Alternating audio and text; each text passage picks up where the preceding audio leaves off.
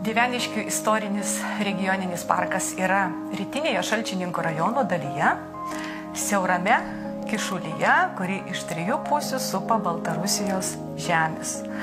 Tai vienintelis istorinis regioninis parkas Lietuvoje, kadangi visi kiti yra tik regioniniai.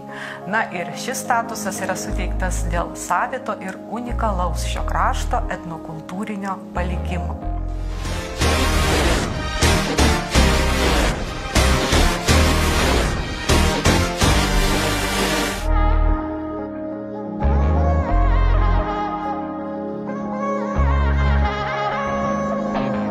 Sveiki, atvykote į Dieveniškių istorinio regioninio parko lankytojų centrą. Tai vieta, kurioje tikrai verta pradėti ir planuoti kelionę po Dieveniškių kraštą.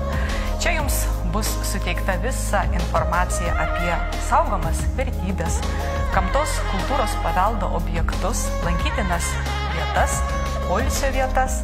Galėsite įsigyti leidinių, suvenyrų, na o jei nenorite keliauti savarankiškai, mes tikrai mielai jūs palydėsime.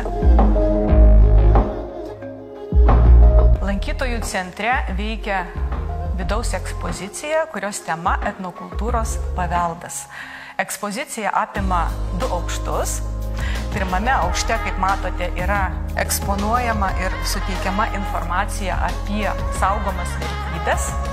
Na, centre matote tūrinis parko maketas, kuriame yra sužymėti turistiniai maršrutai. Antrame aukšte tikrai esam surinkę nemažai būtent Dieveniškių krašte naudojamų namų apyvokos daiktų, darbo įrankių ir nepaprastai didžiuojame surinkta tikrai gausia audinių ekspozicija. Tai priklauso nuo pasirinkto keliavimo būdo.